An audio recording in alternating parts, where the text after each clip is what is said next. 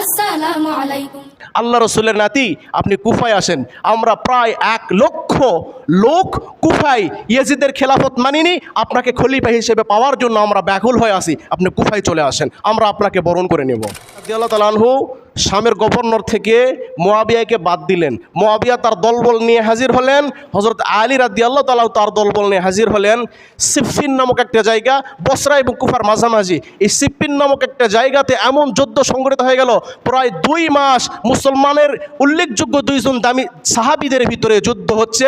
প্রায় 70,000 সাহাবী এই সিফফিন যুদ্ধে 2 মাসে শাহাদাত বরণ করলেন। আলী রাদিয়াল্লাহু তাআলা আনহু চিন্তা করলেন, যদি আমি এই মুহূর্তে খেলাফত না নেই তাহলে তাদের ভিতর থেকে একজন খলিফা নিযুক্ত হয়ে যেতে পারে, আর যদি দায়িত্ব নেই তাহলে ওসমান হত্যার বিচারের চাপ আসবে, আমি কোন দিক সামাল দেব। আপনারা সকলেই জানেন নবীজি সাল্লাল্লাহু আলাইহি সাল্লাম মক্কা থেকে হিজরত করে মদিনায় গিয়েছিলেন। যখন মদিনায় গিয়েছিলেন, মক্কার দুষ্টু কাফেরদের হাত থেকে বাঁচার জন্য মদিনায় হিজরত করেছিলেন। মদিনায় তখনকার যুগে বসবাস ছিল ইহুদিদের। এই ইহুদিদের সাথে নবীজি একটা চুক্তি করলেন, সন্ধি করলেন যে আমি আপনাদের সাথে বসবাস করতে চাই, আপনাদের সাথে বন্ধু হয়ে। কি হয়ে? বন্ধু হয়ে। আপনাদের উপরে যদি কোনো আঘাত আসে তাহলে আমরা মুসলমানরা মিলে তা প্রতিহত করব, আমাদের উপরে যদি কোনো আঘাত আসে আপনারা আমাদের সাথে যোগ হয়ে তা প্রতিহত করবেন। নবীজি সাল্লাল্লাহু আলাইহি সাল্লামের যে জনপ্রিয়তা, আকাশচুম্বী জনপ্রিয়তা চতুর্দিকে সরে যাচ্ছিল, এ অবস্থা আর ইহুদিরা সহ্য করতে পারলেন না। তারা চিন্তা করলেন, এভাবে যদি নবী মুহাম্মদের দ্বীন ইসলাম তামাম পৃথিবীতে সমাজে সমাজে দেশে দেশে ছড়ে পড়ে তাহলে আমরা ইহুদি জাতি আমাদের অস্তিত্ব থাকবে না। এই গভীর ষড়যন্ত্র করে নবীজিকে প্রথম হত্যা করার এই ইহুদিরা ষড়যন্ত্র করলেন। একজন ব্যক্তির জন্ম ইয়েমেনে। জন্ম কোথায়? ইয়েমেনের সানাআ শহরে আব্দুল্লাহ ইবনে সাবা নামক একজন ইহুদির জন্ম। ওই ইহুদি বড় দাড়ি রাখলেন, টুপি পরলেন, জুব্বা পরলেন, এসে মদিনায় মুসলমান হলেন, কালেমা পড়লেন। কালেমা পড়ে মুসলমান হয়ে ইহুদিদের বীজ অন্তরে লালন করে মুসলমানদেরকে ধোঁকা দেওয়ার জন্য, ষড়যন্ত্র করার জন্য, একতাকে নষ্ট করার জন্য ওসমানের বিরুদ্ধে লেগে পড়লেন। দিকে আমরা আমাদের সামাজিকভাবে আমরা একতা নাই, ভাই ভাই একতা নাই, প্রতিবেশী প্রতিবেশীর একতা নাই। কেউ কারো বিরুদ্ধে কেস করতেছে, কেউ অযথায় কারো বিরুদ্ধে মানহানি মামলা করতেছে, কেউ অযথা কারো বিরুদ্ধে লেগে আছে, কে কাউকে নামানোর জন্য চেষ্টা করতেছে। সমাজে বিশৃঙ্খলা লোকের অভাব নাই, তাহলে আমাদের একতা সমাজেই নাই, দেশে কীভাবে হবে? সারা পৃথিবীতে মুসলমানদের একতা কীভাবে আসবে?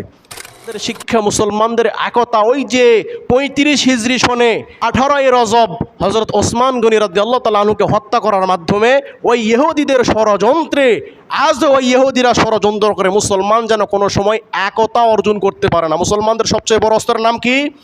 একতা। বললেন, খবরদার, সাবধান হয়ে যাও, আমি চলে যাওয়ার পরে খবরদার যেন মাতাম করে কান্নাকাটি করা হয় না, নিষেধ করে দিলেন। আজকে ইমাম হুসাইনের স্মরণে শিয়া জনগোষ্ঠীরা নিজের শরীর নিজে রক্তাক্ত করে হাই হুসাইন বলে চিল্লাচিল্লি করে ওই শিয়ারা ষড়যন্ত্র করে মুসলমানদেরকে এই একতাকে নষ্ট করেছিলেন। তাহলে কি ইমাম হুসাইন বললেন আমি চলে যাওয়ার পরে মাতুম করো না? তাহলে হুসাইনের কথা তারা মেনে তাদের শরীর রক্তাক্ত করলো না হুসাইনের বিরোধিতা করলো? ওয়ালাইকুম ওয়া রাহমাতুল্লাহি ওয়া বারাকাতুহু। আলহামদুলিল্লাহি ওয়া কাফা ওয়া সালামুন আলা ইবাদিহিল্লাযীনা ইসতাফা, আম্মা বা'দু ফাআউযু বিল্লাহি মিনাশ শাইতানির রাজীম। বিসমিল্লাহির রহমানির রহিম। يا أيها الذين آمنوا ادخلوا في السلم كافة. صدق الله العظيم. قال رسول الله صلى الله عليه وسلم المؤمن كرجل واحد إن اشتكى عينه اشتكى كله وإن اشتكى رأسه اشتكى كله أو كما قال عليه الصلاة والسلام. ما كان محمد أبا أحد من رجالكم ولكن رسول الله وخاتم النبيين وكان الله بكل شيء عليما. إن الله وملائكته يصلون على النبي ইয়া আইয়ুহাল্লাযীনা আমানু সাল্লু আলাইহি ওয়া সাল্লিমু তাসলিমা। আলহামদুলিল্লাহ, সমস্ত প্রশংসা মহান আল্লাহ পাকের, যে মালিক আমাদেরকে দুনিয়াবি দায় মুক্ত করে আল্লাহর ঘর মসজিদে এসে বসে নবীজি মুহাম্মাদুর রাসূলুল্লাহ সাল্লাল্লাহু আলাইহি ওয়াসাল্লামের প্রতি আমাদেরকে দরুদ শরীফ পড়ার সৌভাগ্য দান করেছেন। সে রবের দরবারে শুকরিয়া জ্ঞাপন করি, দিল থেকে পড়ি আলহামদুলিল্লাহ। আল্লাহ পাক রব্বুল আলামিন আমাদেরকে আরবি হিজরির প্রথম দিন, প্রথম বছর মুহররমের 1 তারিখ 1447 হিজরি সন, আল্লাহ পাক রব্বুল আলামিন এই মুহররমকে কেন্দ্র করে অনেক ঘটনা ঘটে গিয়েছিল। তার মধ্যে উল্লেখযোগ্য একটি ঘটনা আমাদের হৃদয়কে নাড়া দেয়, সেটা হচ্ছে কারবালার জমিনে নির্মমভাবে ইমাম হুসাইন রাদিয়াল্লাহু তাআলা আনহুকে শহীদ করা হয়েছিল, যেটা মুসলমানদের হৃদয়ে রক্তক্ষরণ হয়। মুহররম মাস আসলেই মুসলমানদের এই হৃদয়ের অনুভূতি জেগে ওঠে, আহা কি নির্মমভাবে ইমাম হুসাইন রাদিয়াল্লাহু তাআলা আনহুকে শহীদ করা হয়েছিল।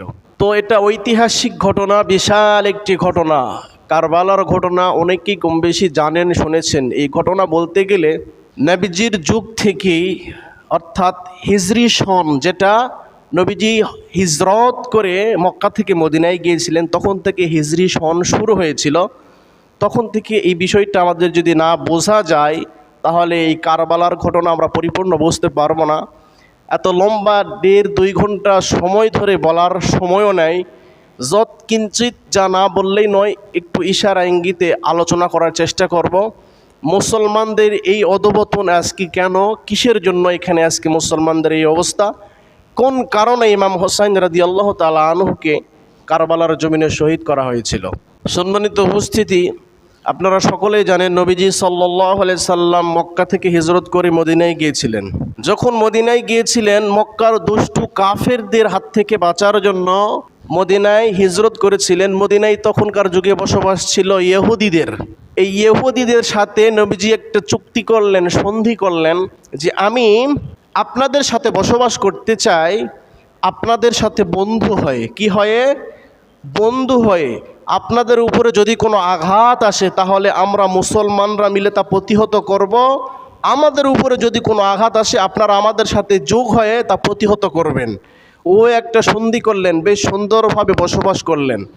নবীজি সাল্লাল্লাহু আলাইহি সাল্লামের যে জনপ্রিয়তা, আকাশচুম্বী জনপ্রিয়তা চতুর্দিকে সরে যাচ্ছিল। মদিনা থেকে দিনের হাওয়া, দিনের বাতি, দিন ইসলাম চতুর্দিকে সরে পড়ছিল। এ অবস্থা আর ইহুদিরা সহ্য করতে পারলেন না। তারা চিন্তা করলেন, এভাবে যদি নবী মুহাম্মদের দিন ইসলাম তামাম পৃথিবীতে, সমাজে সমাজে, দেশে দেশে ছড়ে পড়ে, তাহলে আমরা ইহুদি জাতি, আমাদের অস্তিত্ব থাকবে না। এই গভীর ষড়যন্ত্র করে নবীজিকে প্রথম হত্যা করার এই ইহুদিরা ষড়যন্ত্র করলেন। নবীজি সাল্লাল্লাহু আলাইহি সাল্লামকে দাওয়াত করলেন, নিয়ে গেলেন। সাথে নবীজির সাহাবীরাও ছিল। নবীজিকে এক ইহুদি ডেকে অপোজিট একটা সাইডে, পাহাড়ের একটু কর্নারে নিয়ে গেলেন। সাহাবীরা ভাবলেন যে আমার নবীকে কেন সাইডে নিয়ে যাওয়া হলো। তাদের পূর্ব প্ল্যান অনুযায়ী পিছন দিক থেকে পাহাড়ের উপরে উঠে একটা পাথর নবীর উপর নিক্ষেপ করে হত্যা করবে। এই প্ল্যান করলেন। জিবরিল আমিন এসে নবীজিকে বললেন, ইয়া রাসূলুল্লাহ, আপনাকে ইহুদিরা মারার প্ল্যান করেছে, পিছন দিক থেকে আপনাকে পাথর মেরে হত্যা করতে চায়, আপনি সেখান থেকে সরে যান। নবীজি সাল্লাল্লাহু আলাইহি সাল্লাম সতর্কতা অবলম্বন করে সেখান থেকে সরে আসলেন।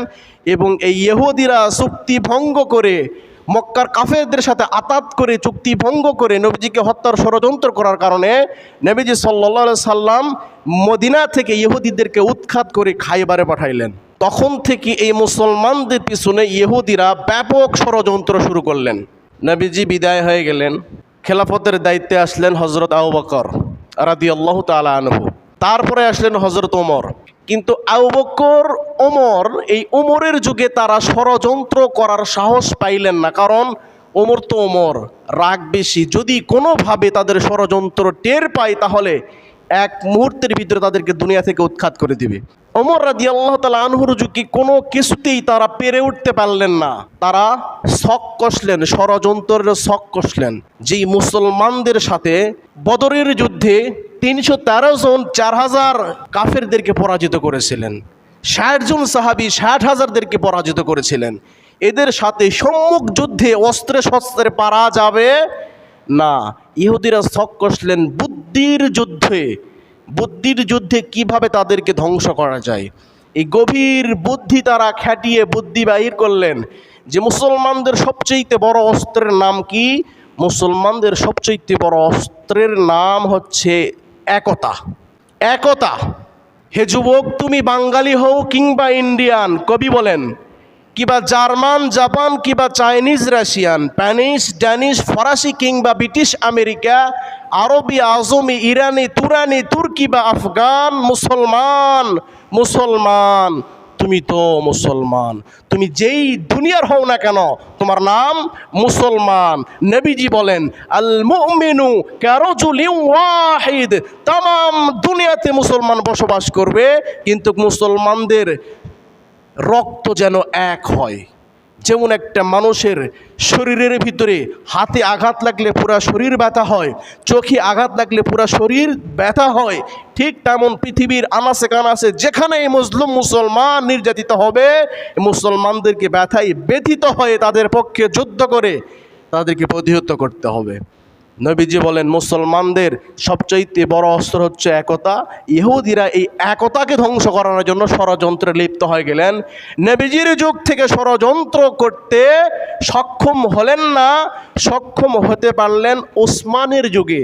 কারণ ওসমান গনির মন সবচাইতে নরম হৃদয়ের মন।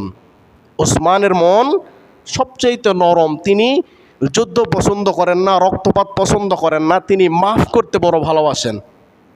তার যুগকে বেছে নিলেন। এই কারবালা প্রান্তে পৌঁছাতে অনেক সময়ের প্রয়োজন, আমি খুব সংক্ষেপে বলার চেষ্টা করব। ওসমান রাদিয়াল্লাহু তাআলা আনহুকে হত্যার পরিকল্পনা নিলেন। কিভাবে হত্যা করা যায়, ইহুদিরা ছক কষলেন। তখনকার যুগে মুসলমানদের আয়ত্তে ছিল 6টা দেশ: মদিনা, ইয়েমেন, বসরা, কুফা, শাম, মিশর। এই 6 দেশে মুসলমানরা শাসন করেন কোরআনিক খেলাফতে। এই দেশ শাসন ব্যবস্থা খুব সুন্দর চলছে। একজন ব্যক্তির জন্ম ইয়েমেনে।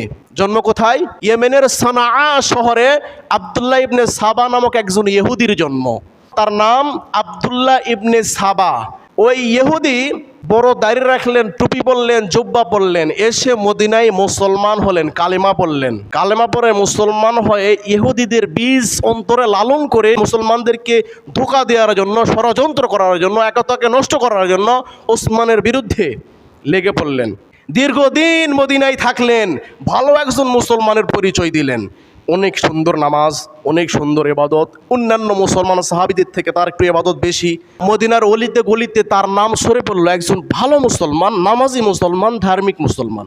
আব্দুল্লাহ ইবনে সাবার ষড়যন্ত্র যে ওসমান স্বজন প্রীতি করে, ওসমানের বিরুদ্ধে ষড়যন্ত্র করলেন কিভাবে ওসমানের এই নম্রতা থেকে কাজে লাগানো যায়।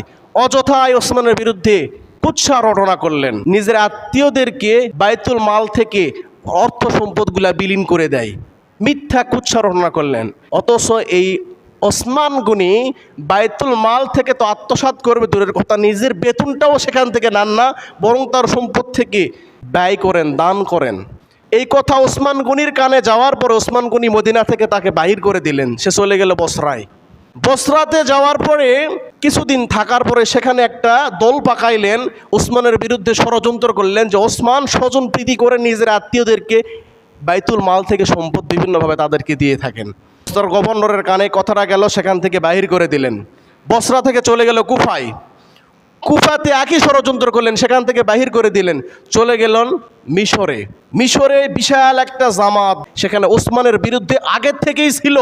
কিছু লোক কুফার, কিছু লোক বসরার, আর এই মিশরের কিছু লোক নিয়ে সে একটা দল তৈরি করলো, আব্দুল্লাহ ইবনে সাবা নামক ইহুদিদের সর। ওসমানের বিরুদ্ধে বিশাল একটা জামাত তৈরি করে সে মদিনায় চলে আসলেন।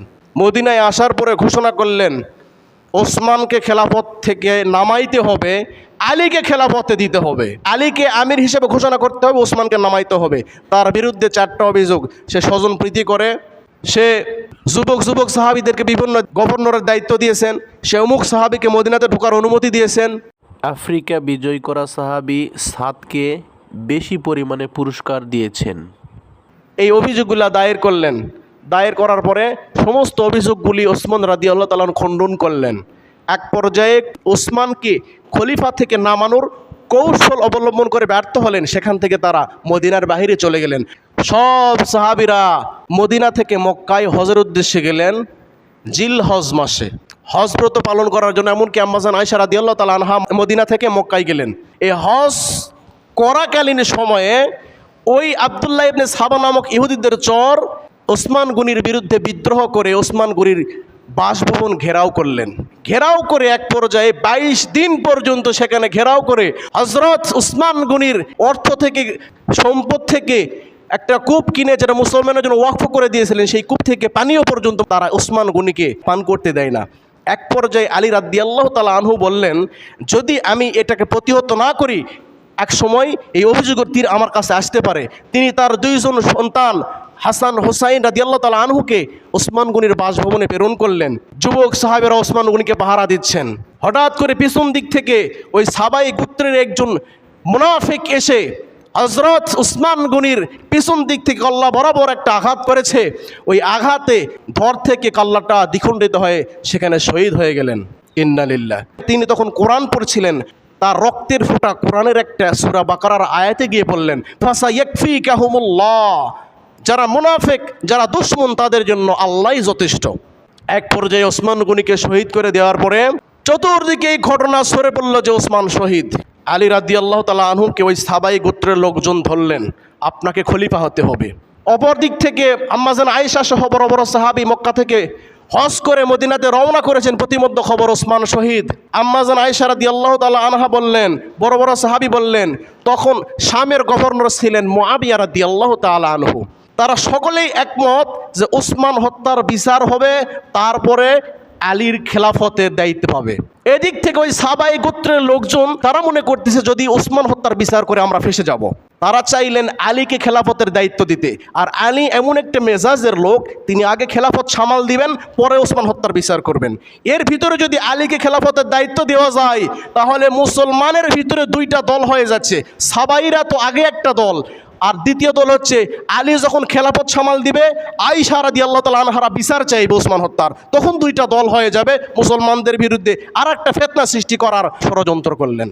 হযরত আলী রাদিয়াল্লাহু তাআলা আনহু চিন্তা করলেন, যদি আমি এই মুহূর্তে খেলাফত না নেই, তাহলে তাদের ভিতর থেকে একজন খলিফা নিযুক্ত হয়ে যেতে পারে। আর যদি দায়িত্ব নেই, তাহলে ওসমান হত্যার বিচারের চাপ আসবে, আমি কোন দিক সামাল দেব। এক পর্যায়ে বাধ্য হয়ে তিনি দায়িত্ব নিলেন। আম্মাজান আয়েশা রাদিয়াল্লাহু তাআলা আনহা তিনি চলে আসলেন বসরায়, এসে মুআবিয়াকে ডাকলেন। আলী রাদিয়াল্লাহু তাআলা আনহু গেলেন। আলীর সম্পর্কে আম্মাজান আয়েশা শাশুড়ি আম্মা হচ্ছে। এই উম্মুল মুমিনিন আম্মাজান আয়েশা রাদিয়াল্লাহু তাআলা আনহু সকলকে নিয়ে পরামর্শ করলেন, সুরাহা করলেন যে আগে ওসমান হত্যার বিচার হবে, তারপরে আলী খেলাফতের দায়িত্ব নেবে। সবাই এই সম্মতিতে একমত পোষণ হয়ে যে যার মতো করে একটা ময়দানে তাঁবু করে প্রত্যেকে 3 জন 3 জায়গাতে তাঁবু করে রাত্রি যাপন করছিল। ওই সাবাইরা খবর পেলেন যদি ওসমান হত্যার বিচার করে আমরা তো ফেসে যাব, এখানে আর একটা দ্বন্দ্ব লাগানোর কি বুদ্ধি করা যায়। তারা একদিক থেকে হযরত আম্মাজান আয়েশা রাদিয়াল্লাহু তাআলা আনহা এবং হযরত মুআবিয়া রাদিয়াল্লাহু তাআলা আনহু 2 জনের দিকে তীর নিক্ষেপ করে তাদের অসংখ্য সাহাবীদেরকে শহীদ করলেন। আচ্ছা বলেন তো, 3টা দলের ভিতরে 2টা দলকে যখন তীর নিক্ষেপ করবে, হযরত আলীও সেখানে আছে, আলীর লোকজনের উপর তীর নিক্ষেপ করে নাই, তাহলে এই অভিযোগের তীরটা কার দিকে যাবে? তৃতীয় পক্ষ আলীর দিকে যাবে। আলী রাদিয়াল্লাহু তাআলা আনহুর উপরে তারাও হামলা করলেন, ওরাও হামলা করলেন। উভয় পক্ষে এই জঙ্গে জামালের যুদ্ধে তুমুল যুদ্ধ শুরু হয়ে গেল। সেখানে প্রায় 20,000 সাহাবী শাহাদাত বরণ করলেন। হযরত আলী রাদিয়াল্লাহু তাআলা আনহু সকলকে ডাক দিয়ে বললেন, এই যুদ্ধ আমাদের ভিতরে কেউ লাগাই নাই, তৃতীয় পক্ষে একজন যুদ্ধে ষড়যন্ত্র করেছে। তখন তিনি সকলকে শান্ত করলেন, সকলকে বুঝাইলেন। আর বুঝে লাভ কি, এখন তো অনেক সাহাবী মারা গেছে, শহীদ হয়ে গেছে। সেখান থেকে 3 জন 3 দিকে চলে গেলেন। এবার হযরত আলী রাদিয়াল্লাহু তাআলা আনহু যে খেলাফতের দায়িত্ব সামাল দিচ্ছেন, সেখান থেকে যাওয়ার পর মদিনা থেকে বসরায় সে রাজধানী পার করে নিয়ে চলে গেলেন। সেখান থেকে তিনি তার খেলাফতের কাজকর্ম সামাল দিচ্ছেন। ইতিমধ্যে ওই হযরত আলী রাদিয়াল্লাহু তাআলা আনহু কানে দিলেন, মুআবিয়া আপনাকে খলিফা হিসেবে মানে না, আপনার বিরুদ্ধে সে যুদ্ধের প্রস্তুতি নিচ্ছে। ওই সাহাবাইরা আবার হযরত আলীকে খুঁচাইলেন। আলী রাদিয়াল্লাহু তাআলা আনহু শামের গভর্নর থেকে মুআবিয়াকে বাদ দিলেন। মুআবিয়া তার দলবল নিয়ে হাজির হলেন, হযরত আলী রাদিয়াল্লাহু তাআলা তার দলবল নিয়ে হাজির হলেন। সিফফিন নামক একটা জায়গা, বসরা এবং কুফার মাঝামাঝি, এই সিফফিন নামক একটা জায়গাতে এমন যুদ্ধ সংঘটিত হয়ে গেল, প্রায় 2 মাস মুসলমানের উল্লেখযোগ্য 2 জন দামি সাহাবীদের ভিতরে যুদ্ধ হচ্ছে। প্রায় 70,000 সাহাবী এই সিফফিন যুদ্ধে 2 মাসে শাহাদাত বরণ করলেন। শুধু সাহাবীরা মরতেছে আর মরতেছে। 2 মাস পরে হযরত আলী এবং হযরত মুআবিয়া রাদিয়াল্লাহু তাআলা আনহু উভয় একটা সন্ধি করলেন যে আমরা যদি হত্যা করি আমাদের তো সব ধ্বংস হয়ে যাবে, আমরা একটা সন্ধি করি, আমরা আজ থেকে হত্যাযজ্ঞ বন্ধ করে দিলাম, তুমি তোমার মনে তোমার কাজ করো, আমি আমার খেলাফতের দায়িত্ব পালন করি। তখন এই আলীর পক্ষ থেকে আর মুআবিয়ার পক্ষ থেকে 2টা দল বাইর হয়ে গেলেন, যে ওই যে যারা আলীর মহব্বতের লোক, হযরত মুআবিয়ার মহব্বতের লোক, উভয় পক্ষ থেকে 2টা দল বাইর হয়ে চলে গেলেন আর বললেন কি যে আলীর খেলাফত না মানার কারণে মুআবিয়া কাফের হয়ে গেছে, আর মুআবিয়ার সাথে আলী সন্ধি করার কারণে আলী ফাসেক হয়ে গেছে। উভয় মুসলমান সাহাবীদের বিরুদ্ধে 2টা ফতোয়া দিলেন। হযরত আলীর দল থেকে কিছু খারেজ হয়ে গেলেন, হযরত মুআবিয়ার দল থেকে কিছু খারেজ হয়ে গেলেন। এই খারেজিরা আর আগের থেকে যে আব্দুল্লাহ ইবনে সাবাইরা, এই 2 দল একত্রিত হয়ে বড় একটা সংগঠন হয়ে তাদের বিরুদ্ধে ষড়যন্ত্র আর বেশি করলেন। হঠাৎ করে আলী রাদিয়াল্লাহু তাআলা আনহু, মুআবিয়া আরও কয়েকজন সাহাবীকে হত্যা করার প্ল্যান করলেন। এক রাত্রে 15ই রমজান হযরত আলী রাদিয়াল্লাহু তাআলা আনহুর উপর হামলা করে 17ই রমজান আলী রাদিয়াল্লাহু তাআলা আনহু শাহাদাত বরণ করলেন। ইন্না লিল্লাহ। এবং পরবর্তীতে মুআবিয়াকে আঘাত করা হয়েছিল, কিন্তু মুআবিয়া সেই আঘাতকে প্রতিহত করেছিলেন। আল্লাহ রসুলের নাতি বড়নাতি ইমাম হাসান রাদিয়াল্লাহু তাআলা আনহুকে খেলাফতের দায়িত্ব দেওয়া হলো আলীর বিদায়ের পরে। হযরত হাসান রাদিয়াল্লাহু তাআলা আনহু তিনি প্রায় 5 মাস খলিফার দায়িত্ব পালন করার পরে তিনি মুআবিয়ার কাছে গেলেন, বললেন, চাচা, মুসলমানের ভিতরে আর কত যুদ্ধ, আমার খেলাফত লাগবে না, আমি খলিফা হব না, আমি খেলাফতের দায়িত্ব আপনাকে দিয়ে দিলাম, আপনি খলিফা হন, সুন্দরভাবে দেশ শাসন করেন। সুন্দরভাবে দেশ শাসন করতেছিলেন প্রায় 59 হিজরি পর্যন্ত হযরত মুআবিয়া রাদিয়াল্লাহু তাআলা আনহু এই দেশ শাসন করেছিলেন। ওই সময় আফগানিস্তানের কাবুল থেকে শুরু করে পাকিস্তানের লাহোর পর্যন্ত, মিশর থেকে মরক্কো পর্যন্ত তামাম দুনিয়াতে ইসলামের জয় জয়কার। তখন আর কোনো হানাহানি কাটাকাটি মারামারি নাই, চতুর্দিকে ইসলামের সুবাতাস। এই 20-22 বছর চতুর্দিকে ইসলাম ছড়িয়ে পড়েছে। হযরত মুআবিয়া ইন্তিকাল করবেন, এখান থেকে একটু মনোযোগ দিয়ে খেয়াল করবেন, সামনে কারবালার ঘটনা আসতেছে। হযরত মুআবিয়া ইন্তিকাল করবেন। মুআবিয়া রাদিয়াল্লাহু তাআলা আনহু পরবর্তী খলিফা কে হবে এটা ঘোষণা করার জন্য ইয়েজিদকে মনোনীত করলেন। ইয়েজিদকে মুআবিয়ার সন্তান। তখনকার যুগের বড় বড় সাহাবীরা বললেন, দেশ শাসন করার যোগ্যতা সব কিছুই আছে, কিন্তু আল্লাহ ভীরুতা, ক্ষুধা ভীরুতা তেমন তার ভিতরে নেই। কিন্তু আল্লাহ ভীরুতা, তাকওয়াবান ইমাম হাসান, আব্দুল্লাহ ইবনে ওমর, আব্দুল্লাহ ইবনে আবু বকর রাদিয়াল্লাহু তাআলা আনহু, আব্দুল্লাহ ইবনে আব্বাস আর প্রবীণ সাহাবী, তাদের ভিতরে তাকওয়াটা বেশি ছিল। কিন্তু দেশ পরিচালনা করার দায়িত্ব ইয়েজিদের ভিতরে ছিল। তখন পর্যন্ত ইয়েজিদের মাধ্যমে কোনো খারাপ কিছু প্রকাশ হয়নি। যখন দেশ শাসন করার জন্য তাকে খলিফা হিসেবে ঘোষণা করে মুআবিয়া ইন্তিকাল করলেন, তখন ইয়েজিদ শাম দেশ থেকে ঘোষণা করলেন যে প্রত্যেকটা জায়গাতে, বসরায়, কুফায়, মিশরে, সব জায়গাতে আমার পক্ষ থেকে বায়াত নাও, সকলকে বায়াত পড়াও, আমি খলিফা। তিনি খলিফার আসনে বসলেন। সকল এলাকাতে মুসলমানরা তাকে খলিফা হিসেবে মেনে নিলেন। কিন্তু এদিকে মদিনায় হযরত ইমাম হুসাইন রাদিয়াল্লাহু তাআলা আনহু, আব্দুল্লাহ ইবনে আব্বাস, আব্দুল্লাহ ইবনে ওমর সহ আরও বড় বড় 5 জন সাহাবী, তিনারা বায়াত নিচ্ছেন না, মানে ইয়েজিদকে খলিফা হিসেবে মানতে পারতেছেন না। কারণ কি, হযরত ইমাম হুসাইনের একটা যুক্তি, খলিফার ছেলে যদি খলিফা হয় পরবর্তীতে সে যোগ্য হোক আর অযোগ্য হোক, এই ধারাবাহিকতা চলতেই থাকবে, এটা মানি না, খলিফার ছেলে খলিফা মানি না। তিনি ওটা মানলেন না। আর ইয়েজিদ খবর পাইলেন যে উল্লেখযোগ্য বড় বড় 5 সাহাবী এখনও ইয়েজিদকে খলিফা হিসেবে মানেনি। আর ইয়েজিদ এদিকে ভাবলেন, যদি তামাম দুনিয়ার মানুষ আমাকে খলিফা মানে আর এই 5 সাহাবী যদি খলিফা না মানে, তেমন আমার ভ্যালু থাকবে না। ইয়াজিদ ঘোষণা করলেন, যারাই আমার বিরুদ্ধে, এই প্রথম ইয়াজিদের স্বৈরাচারী আদেশ, যারাই আমার বিরুদ্ধে ষড়যন্ত্র করবে, আমাকে খলিফা হিসেবে মানবে না, তাকে গ্রেফতার করা হোক।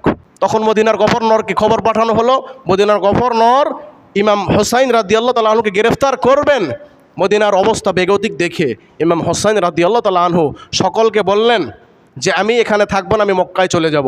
কুফা থেকে হাজার হাজার হাজার হাজার চিঠি ইমাম হুসাইনের কাছে আসতেছে। চিঠিতে লেখা আছে, আল্লাহ রসুলের নাতি আপনি কুফায় আসেন, আমরা প্রায় 1 লক্ষ লোক কুফায় ইয়াজিদের খেলাফত মানিনি, আপনাকে খলিফা হিসেবে পাওয়ার জন্য আমরা ব্যাকুল হয়ে আছি, আপনি কুফায় চলে আসেন, আমরা আপনাকে বরণ করে নেব। প্রতিদিন চিঠি আসে, প্রতিদিন চিঠি আসে। তিনি চিন্তা করলেন, যদি আমি সেখানে না যাই, তাহলে সত্যিই যদি 1 লক্ষ লোক সেখানে থাকে, তাহলে তারা তো বিপদগামী হয়ে যাবে। পরিস্থিতির শিকার হয়ে তিনি সেখানে যাওয়ার জন্য মনস্থ করলেন। তখন সকলে বলল, আল্লাহর হস্তে আপনি যায়েন না, ওই সাবাইরা যারা আপনার বাবার দলে ছিল, আপনার বাবার দল থেকে বাইর হয়ে আপনার বাবাকেই তারা শহীদ করেছিল, নিঃসন্দেহে আপনাকে সেই ষড়যন্ত্রে ফেলে আপনাকেও হত্যা করার প্ল্যান তারা করেছে, আপনি সেখানে যায়েন না। দীর্ঘ সময় পর্যন্ত ইমাম হোসাইনকে হজরত ওমর রাদিয়াল্লাহু তাআলা আনহুর সন্তান বুকে চিপে ধরে কান্না করেছিলেন আর বলেছিলেন, ও শহীদ আপনি যায়েন না। তিনার নাম হোসাইন, কিন্তু সে শহীদ বলে ডেকেছিলেন, ও শহীদ আপনি কুফায় যায়েন না। বলে, আমি কুফায় এখনও যাব না, আমি যাব মক্কাতে। ঠিক আছে, আপাতত আপনি মক্কায় যাই, কিন্তু কুফায় যাওয়ার নিয়ত করেন না।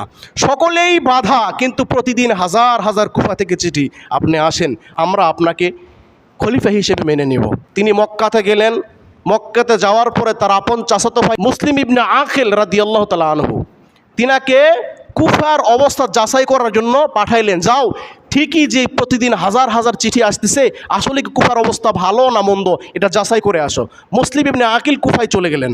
কুফায় গিয়ে দেখলেন প্রায় 4000 লোক মুসলিম ইবনে আকিলের কাছে আসলেন, হাতে হাত দিয়ে ইমাম হুসাইনের পক্ষে বায়াত নিলেন, ইমাম হুসাইনকে খলিফা মেনে।